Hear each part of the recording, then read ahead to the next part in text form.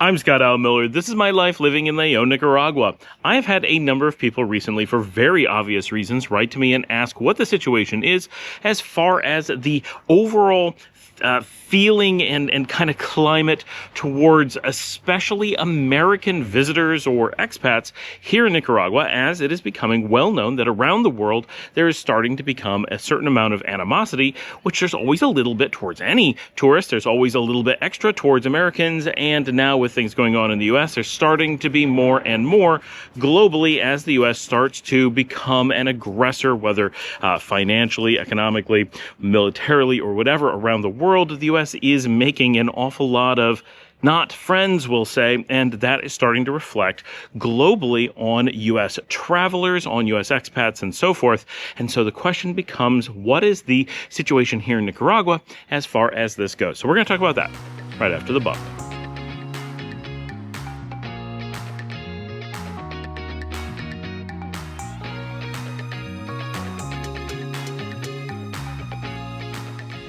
One of the things that I'm continuously impressed about life in Nicaragua is the incredible ability of the Nicaraguan people to naturally and pretty much ubiquitously separate the concept of an individual person from the country in which they were born. If you're from a lot of the world, this is not unique to any one particular place, but especially having grown up in the United States, there is a very strong tie mentally in how we approach a person based on where they're from. We have a very hard time seeing people as individuals in their own right. We see them as an artifact of the country that they were born in, an extension of that country. Something that is individuals, we don't feel that way about ourselves pretty much at all, but it's odd. We feel that way about other people, but it's presented to us that way in many things. Oh, people from such and such a country, they do this, they think this. And you see it really strongly, and this is one of the reasons that it exists, is it enables national religious beliefs, right? We say things like, oh, such and such a country is, and then we state a religion, and then any person who's from that country, we assume is a part of that religion. And this creates a lot of power for religious groups to maintain control of people, and it allows religious leaders to speak on behalf of people as if they are property of that church, even if they are not affiliated or a believer or some not connected in any way. Right? Some countries are simply perceived as being an extension of an individual religion or church, and then it also makes for greater decision-making about the country, right? The United States can say, oh, well, this country is doing something bad because this church did something bad, or they believe this, and then push that belief on the people. And we're talking about people who are just born in a geographic zone, right? There's no actual place on earth where all people are an automatic member of a religion, right? Even in places like Saudi Arabia, which is very Islamic, there are plenty of people who are not Muslim. Go to Israel, there are plenty of people who are not Jewish, and so forth. Go to the United States, there's plenty of people that are not Baptist. But from the outside, people tend to look at these places as monocultures of religion, and it's a very contrived way of viewing the world, and a dangerous one, and one that the United States and other places promote heavily as a way of looking at the world. And it's incredibly inaccurate and incredibly racist and dangerous. And thankfully, here in Nicaragua, we find extremely little of this. Of course, people have very little idea about the United States in most cases. So there's a lot of just what's it like there's a lot of just unknowns. But you know, as a country that has been occupied for the majority of the last century, having an attitude that people are individuals and cannot be judged based on the action of their government is a really impressive thing. Any country, we hope, would act this way. Any culture, we hope, would act this way. And of course, there's always going to be an individual, because people are individuals, and no amount of cultural uniformity is ever going to completely overcome that. We hope that people would not do this, but there's always going to be an individual who is going to blame individuals for the actions of their country, or hold people accountable for the actions of a government that they may have little to no control over, and in many cases are victims of themselves, the same as someone else is. And it's interesting here, of course, because being the kind of country that Nicaragua is, and having the relationship that Nicaragua does socioeconomically with the United States and citizens coming from there, there is a very natural affinity for the Americans who move here have a tendency to be very much supportive of Nicaragua as a country, as a culture, as a social group, and have a tendency to be, for one reason or another, looking to whether escape is the right word, or separate themselves from, or have at very least not found American culture or political practices or foreign policies to be things that they feel comfortable being associated with or representing, right? So there is a certain amount, if you are living in one country, right, we'll just pick two countries. You live in the Sudan and you're looking at people who are Canadian, born in Canada, live in Canada. If people continue to choose to remain in Canada to some degree, they have some amount of, well, they've chosen to allow the Canadian government to be their representatives within the scope that they have the ability to do that. And to some degree, that decision is wrong, right? Meaning that if someone in the Sudan feels that way, it's not 100% accurate, right? That person in Canada doesn't have unlimited choice to just give up, and they don't necessarily know what their other options are. They don't necessarily have other options in all cases. Of course, everything represents them differently, right? There's no way to have no representation. So they kind of have to pick the lesser of many evils and base that around the ones that they know and have access to. It's a complicated question, but the idea is still there, and it is a real thing that someone from the Sudan can look at a Canadian and say, Canada is making these foreign policy decisions. If you stay a Canadian to some level, you're kind of okay with that. You may not be happy with that, but you are accepting it to the point where you have not left in protest of those actions, right? And vice versa, a Canadian can look at the people who are in the Sudan and say, well, if you have not left or tried to leave the Sudan, you are accepting the situation as it represents you, right? And we, as foreigners, we don't care legitimately about how things are happening inside a country. Maybe if there's genocide, but that's different.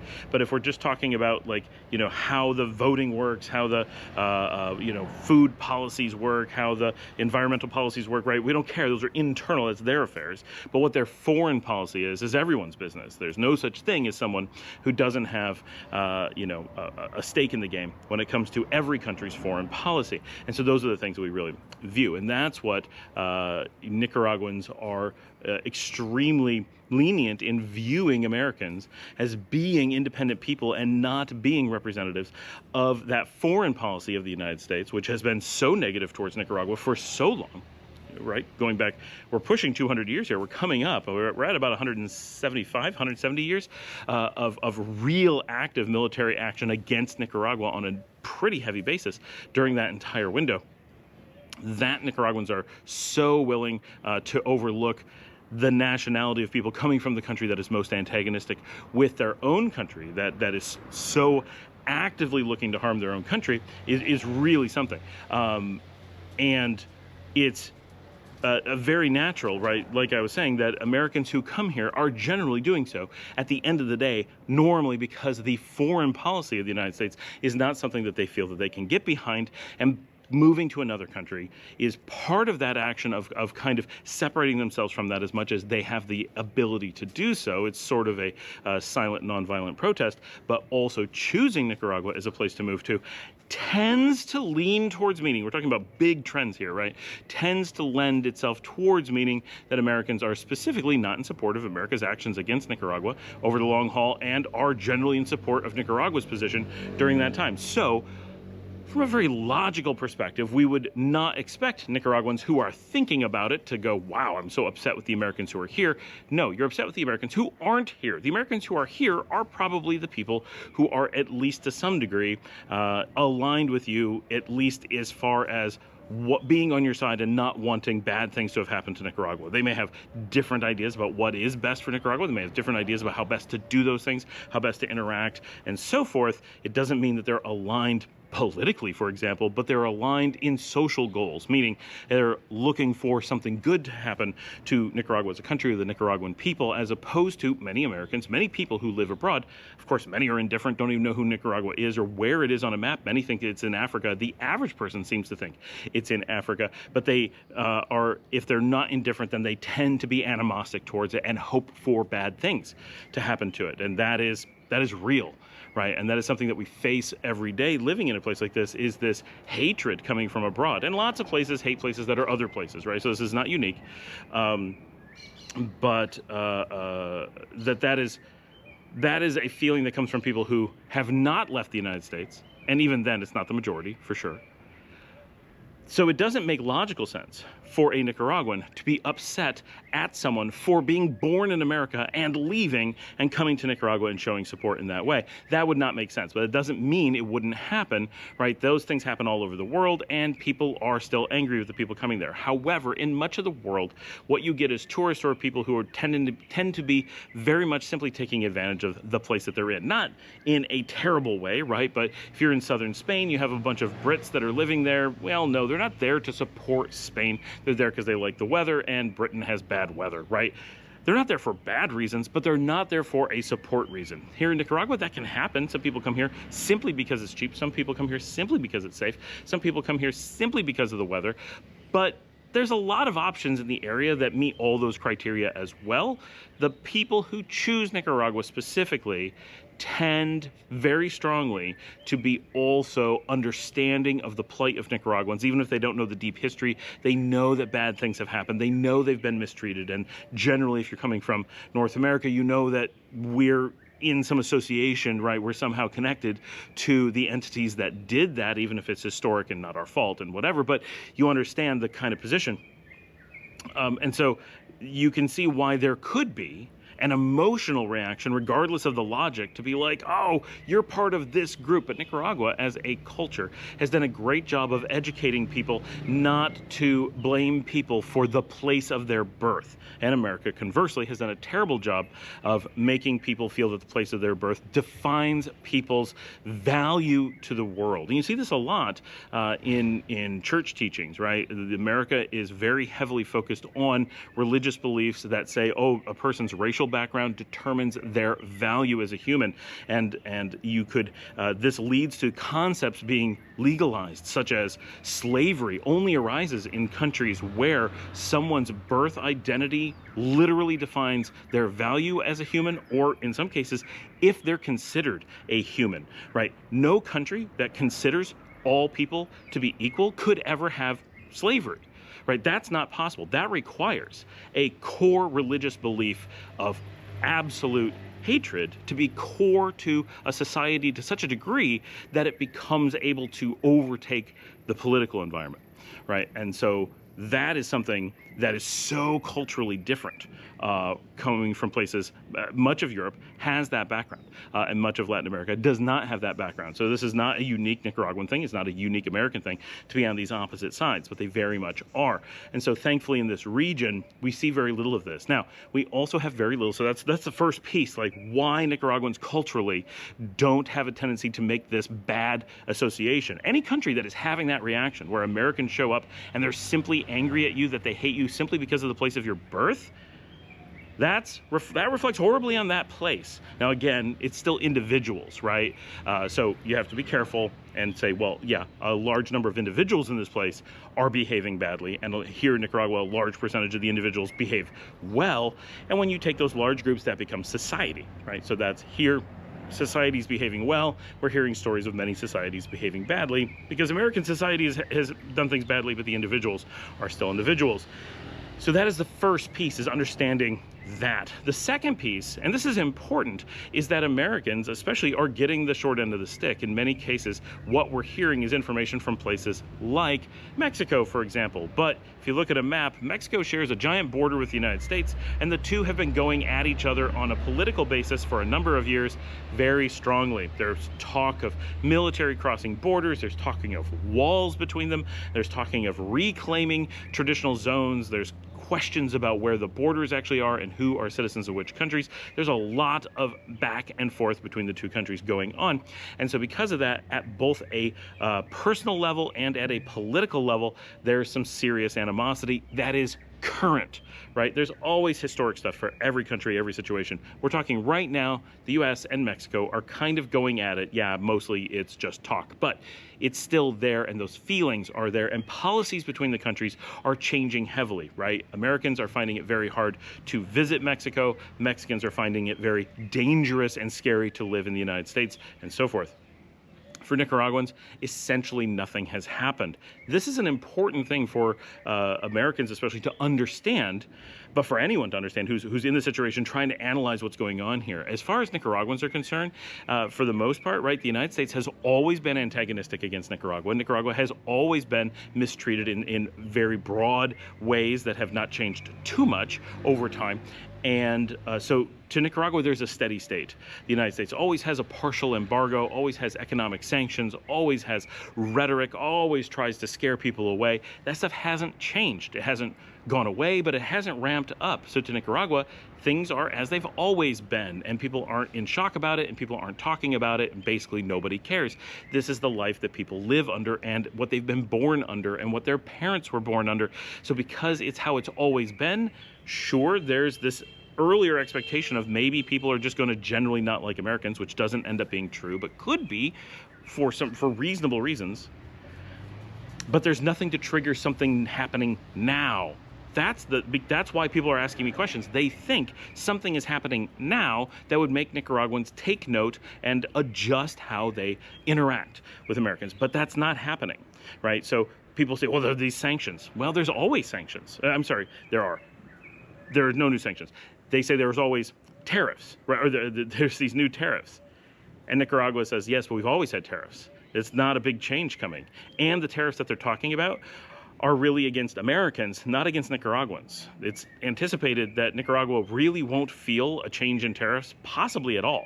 Nicaragua's not going to pay for them, and it may not even notice them. It may not even have to tell anybody about them, because it doesn't affect Nicaragua at all. As anyone knows, a tariff is a tax on the people who are buying products, who are bringing them into a country, not the people who are shipping them out. So if Nicaragua is shipping things to the United States, and the United States puts a tariff on that, the Nicaraguan people don't notice. Even the companies that are shipping things don't notice at all. They don't even get told necessarily that there's a tariff. The only way that they find out is the news, or that people buy less of those products. But none of the products, no large number of products coming from Nicaragua seem to be heavily affected by tariffs. They all have the tariffs on them. They're not being exempted from them. They're just products that people buy because they're so much cheaper than anywhere else that the tariff won't make a difference. Or they're super luxury items where you would never consider something else, and the extra tariff tax is pretty much meaningless. Oh, you added 5 to 10% tax on the world's greatest cigars? I'm already paying $500 for a cigar. Yeah, an extra $50 really does kind of suck, but people who are spending $500 on something you burn don't care about an extra $50, not really. So those things are not heavily affected in general. So, and if those tariffs even end up going through and even end up holding in all those cases, because remember, they're raising them for everybody pretty much. Now, Nicaragua's not getting the lowest, but it's not getting a high number. So all the other producers of similar products are being affected too. And so because there isn't a big variance, it's just a tax on Americans. And I know a lot of people are really, really passionate about trying to find a way for that not to be true, but this is basic math.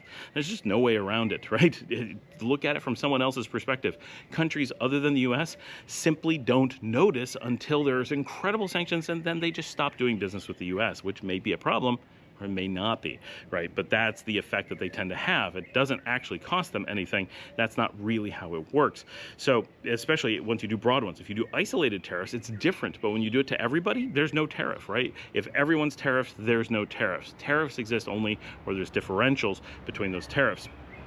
Or, of course, if you're the country that's doing the tariffs can produce those products effectively internally. But until they can produce them internally and do so better than they can do on the outside after the tariff, it doesn't make any difference there either. It's purely a tax on their own people. And that's why it's done. This is where your new taxes are being hidden. They're being advertised and sold, and they're getting the people who are most impacted by them to actually promote them. Someone will actually post, wait, no, tariffs hurt other people, they're great for Americans.